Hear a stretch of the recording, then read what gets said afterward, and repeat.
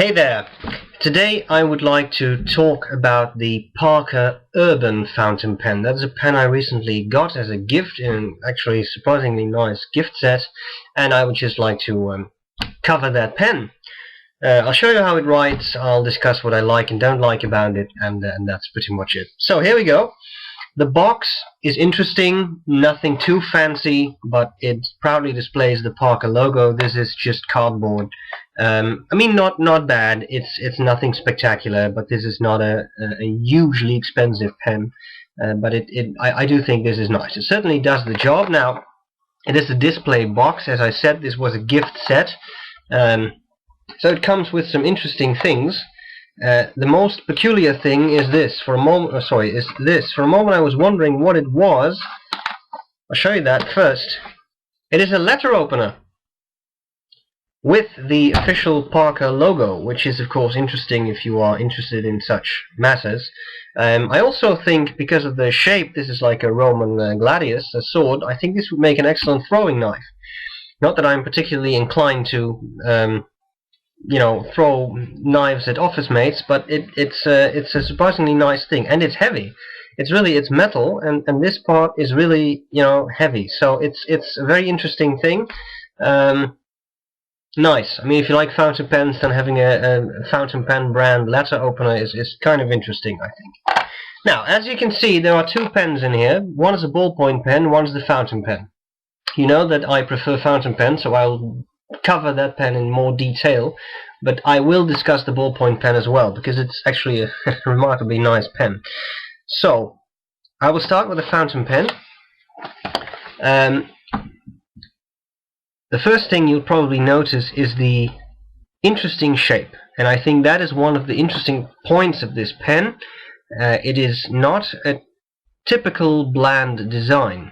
It has a fairly nice tapering down the middle, which I really like. It looks a bit playful, and it's really comfortable to hold.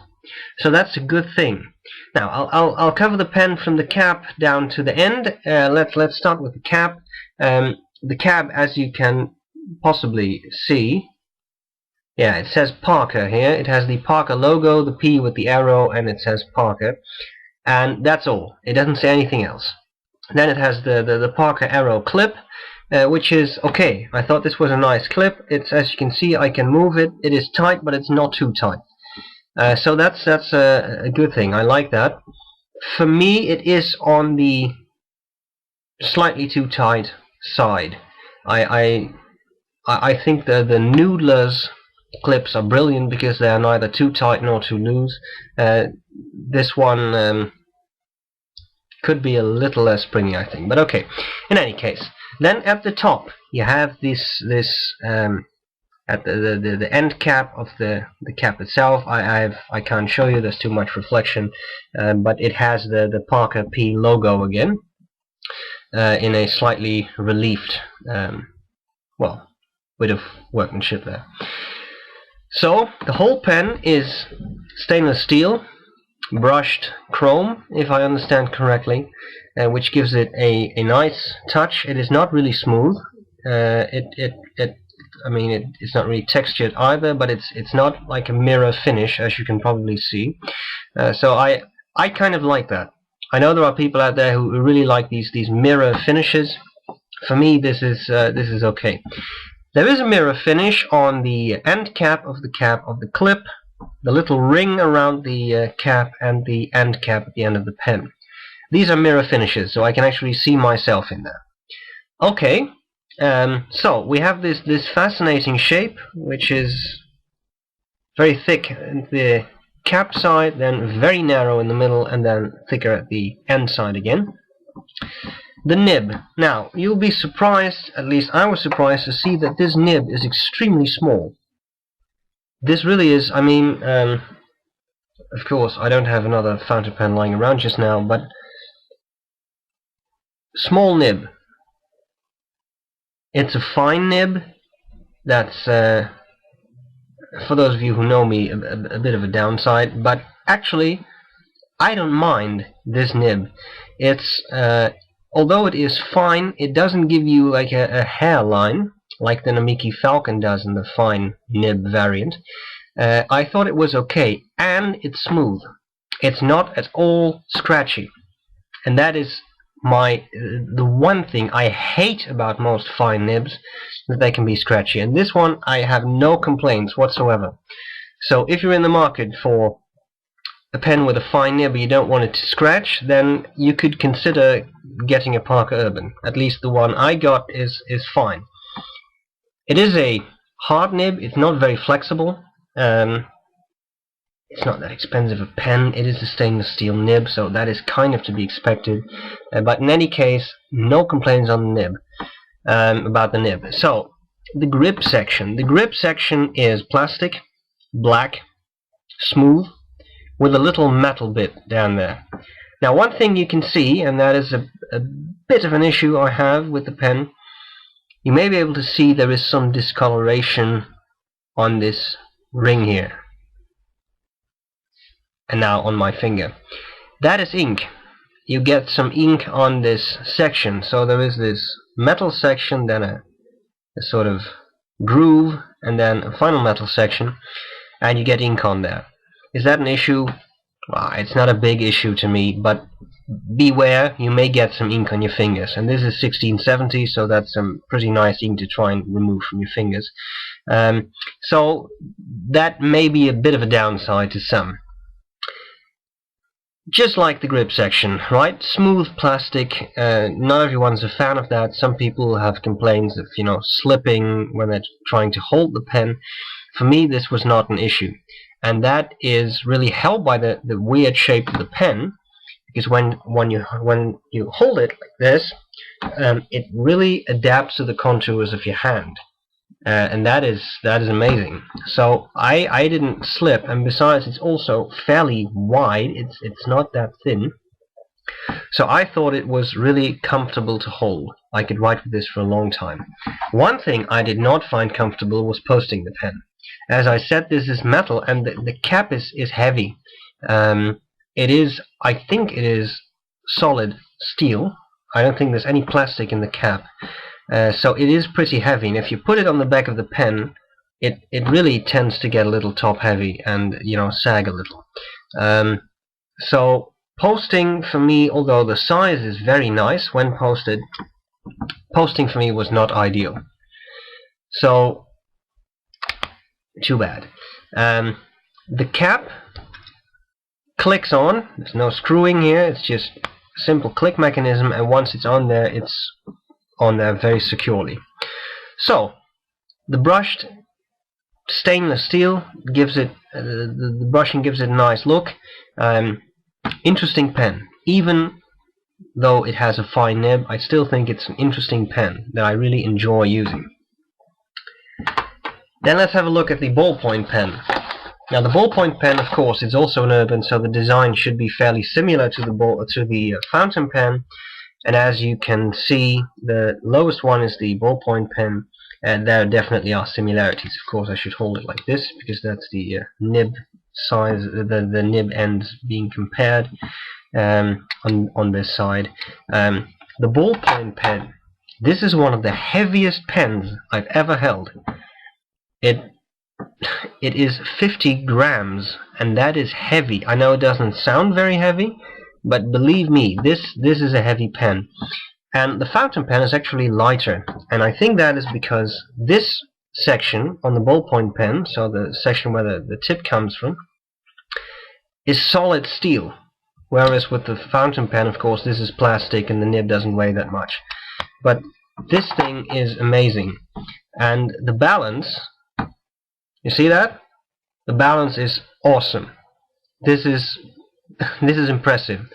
So, although I'm not a huge fan of ballpoint pens, I have to admit that I love this. If you hold it, it's rounded, curved in exactly the right places to be very pleasant to the touch, and this makes it a very interesting grip section to hold. It's really pleasant. Although I have large hands, this is a little bit too thick for me. It's a bit unpleasant to hold, but okay, still I love it. One thing that is really different, I mean, apart from this being a different pen type, the clip is still there. It is again fairly stiff. One thing that's really different is the end cap. So this is the fountain pen, this is the ballpoint pen, and you will see that this one is really flat, and where this one, the fountain pen, is actually smaller at the top end and narrower and gets a little wider, but the ballpoint pen is the other way around, so it is wide and it gets narrower when you go down. Again, this has the Parker logo, which you can't really see, but it's there, believe me. Interesting pen. This is opened by a twisting motion, and you can unscrew it. It takes a standard Parker, ballpoint cartridge.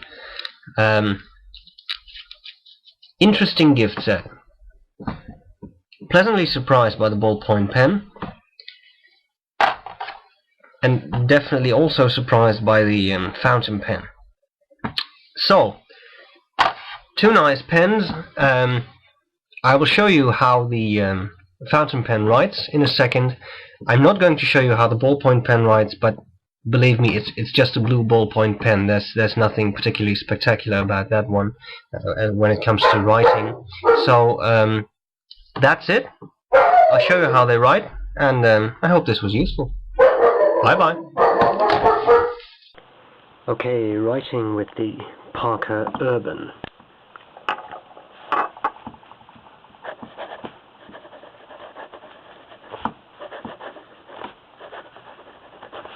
As you can probably see, for a fine nib, this is a surprisingly wet pen. The ink is 1670 by J. Herbin. I really like that. I thought it would be interesting in a fine nib, and I think it's given a good result, so that's pretty nice. Sometimes I have some flow issues with the ink, not with the pen, but with the ink. So beware of that. If I write very quickly, it may skip sometimes. It doesn't do so now, but that's a good thing then. Okay, writing.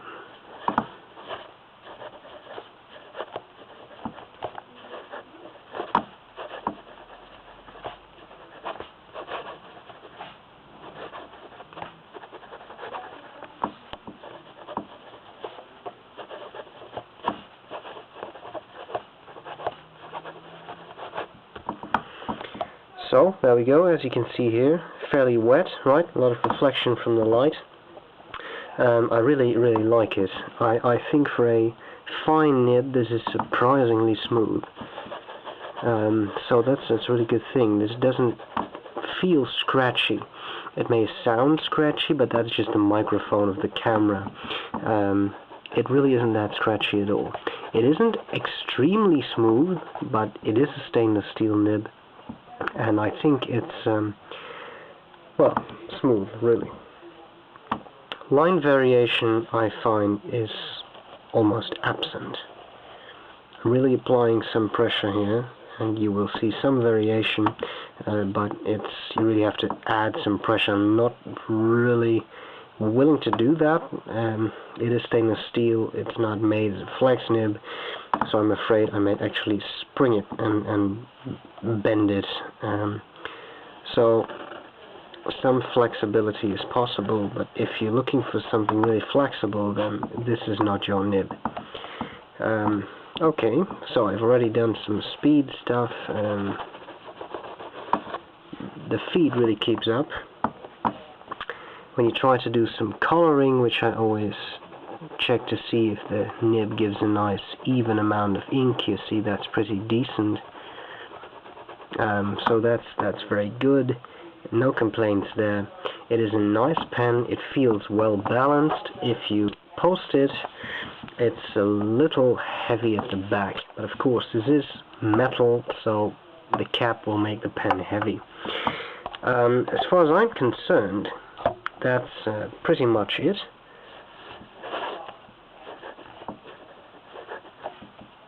So I'd say thank you, and I'll see you later.